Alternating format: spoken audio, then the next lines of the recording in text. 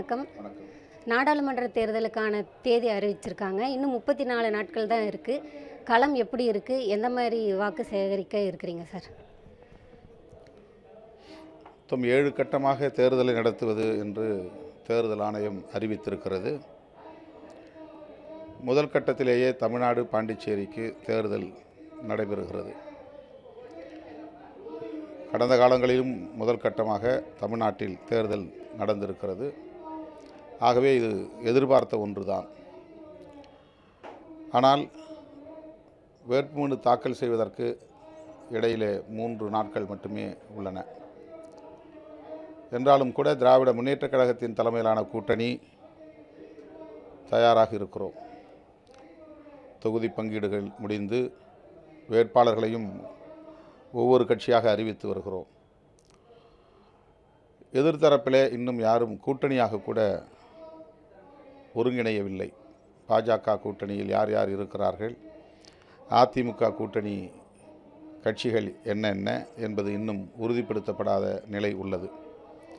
எனவே தமிழ்நாட்டை பொறுத்தவரையில் திமுக கூட்டணி தயாராக இருக்கிறது.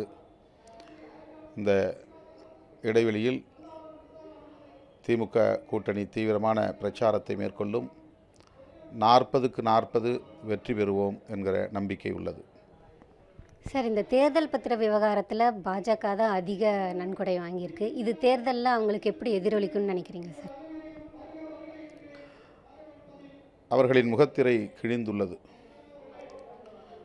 சட்டப்பூர்வமாக, அறிவியல் பூர்வமாக ஊழல் செய்வது எப்படி என்பதை பாஜக சாதித்து காட்டியிருக்கிறது.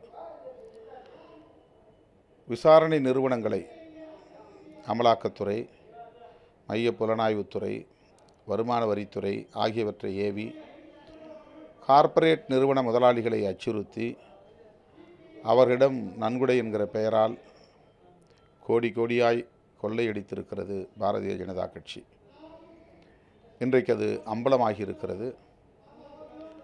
அவர்கள் எப்படிப்பட்டவர்கள் என்பதை நாட்டு மக்கள் உணர்வதற்கான ஒரு வாய்ப்பாக இது அமைந்திருக்கிறது. ஏற்கனவே 10 ஆண்டுகள் இந்த நாட்டை ஆண்டதில் அனைத்து தரப்பாரும் கடும் அதிருப்திக்கு உள்ளாகி இருக்கிறார்கள். குறிப்பாக விலைவாசி உயர்வு, வேலைவாய்ப்பின்மை, வெறுப்பு அரசியல், சாதியின் பெயரால், மதத்தின் பெயரால் திட்டமிட்ட வன்முறைகள், தனியார் துறைகளை ஊக்கப்படுத்துகிற வகையில் பொதுத்துறைகளை எல்லாம் தனியார்மயமாக்குதல் போன்ற பல்வேறு மக்கள் விரோத நடவடிக்கைகளை கடந்த 10 ஆண்டுகளில் பாஜக அரசு செய்து காட்டியிருக்கிறது. வேறு எந்த சாதனையும் இல்லை. வல்லரசு ஆக்குவோம் என்றார்கள். ஆண்டுக்கு 2 கோடி பேருக்கு வேலைவாய்ப்பு தருவோம் என்றார்கள். வேலைவாய்ப்பின்மையை முற்றாக அழித்தொழிப்போம் என்று சொன்னார்கள். விலைவாசியை கட்டுப்படுத்துவோம் என்று சொன்னார்கள். அயல்நாட்டு வங்கிகளில் போடப்பட்டிருக்கிற கருப்பு பணங்களை எல்லாம் மீட்டு வந்து இங்குள்ள குடிமக்களின் வங்கி கணக்குகளில் தலா 15 லட்சம் டெபாசிட் செய்வோம் என்றெல்லாம் சொன்னார்கள். சொன்ன வாக்குறுதிகள் எதையுமே செய்யவில்லை. மதத்தின் பெயரால் இங்கே வெறுப்பு அரசியலை தீவிரப்படுத்தினார்களே தவிர வேறு எந்த சாதனையும் செய்யவில்லை. எனவே தேர்தல் பத்திர ஊழல், 10 ஆண்டு கால ஆட்சி மீதான அதிருப்தி இந்தியா கூட்டணிக்கு மாபெரும் வெற்றியை தரும். தமிழ்நாட்டை பொறுத்தவரையில் 40க்கு 40 வெற்றி பெறுவோம். இந்த நாடாளுமன்ற தேர்தலுக்கு இந்தியா கூட்டணி எந்த அளவிற்கு தயாராகி இருக்குது சார்? இந்திய அளவிலேயே தமிழ்நாட்டில்தான் இந்தியா கூட்டணி கட்டுக்கோப்பாக இருக்கிறது, வலுவாக இருக்கிறது. பிற மாநிலங்களிலும் சுமூகமான முறையிலே காங்கிரஸோடு பிற கட்சிகளோடு தொகுதி பங்கீடுகள் நடந்து முடிந்துள்ளன, ஓரிரு மாநிலங்களை தவிர. மேற்கு வங்கம், கேரளா ஆகிய மாநிலங்களில்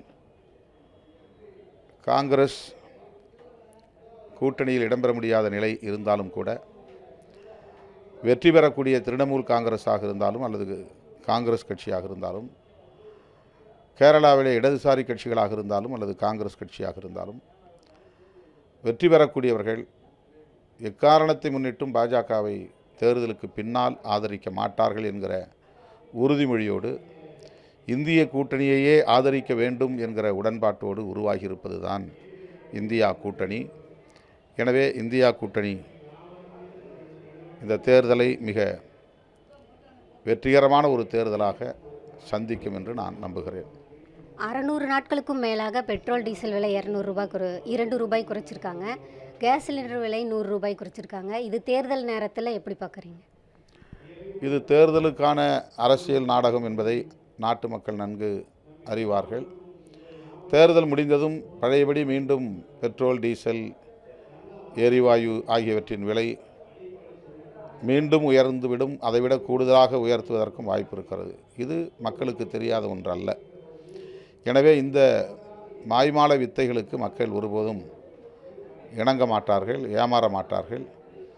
10 ஆண்டு காலத்தில் அவர்கள் சந்தித்த அவலங்களை நெஞ்சிலே இருத்தி பாஜக ஆட்சியை கட்டாயம் தூக்கி எறிவார்கள்.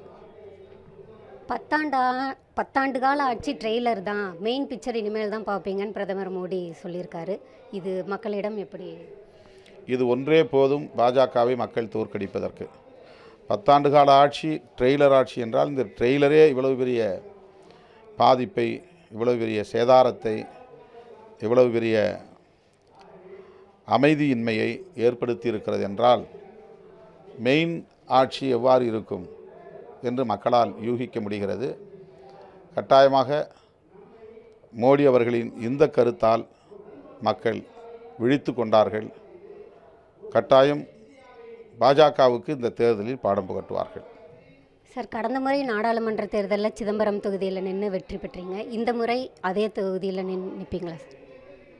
நான் ஏற்கனவே அறிவித்து விட்டேன். மீண்டும் சிதம்பரத்தில் தான் போட்டியிடுகிறேன் என்று அறிவித்திருக்கிறேன். முறைப்படி வேட்பாளர்கள் அறிவிப்பை நாளை அல்லது நாளை மறுநாள் வெளியிடுவோம்.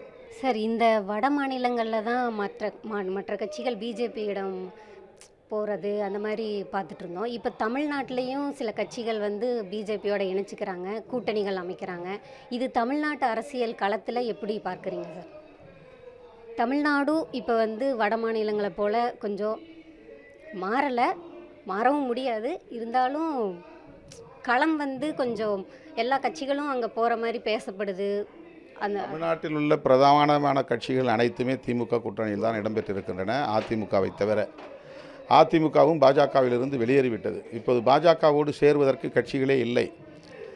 கட்சிகள் என்று சொல்லிக்கொள்ளக்கூடிய அவர்கள் யாரும் கட்சிகள் என்கிற பேனரை மட்டுமே வைத்திருக்கிறார்களே தவிர அவர்கள் பெரிய அளவுக்கு வாக்கு வங்கி கொண்டவர்கள் அல்ல, அல்லது வாக்குகளை பரிமாற்றம் செய்யக்கூடியவர்கள் அல்ல என்பது அனைவரும் அறிந்த உண்மை.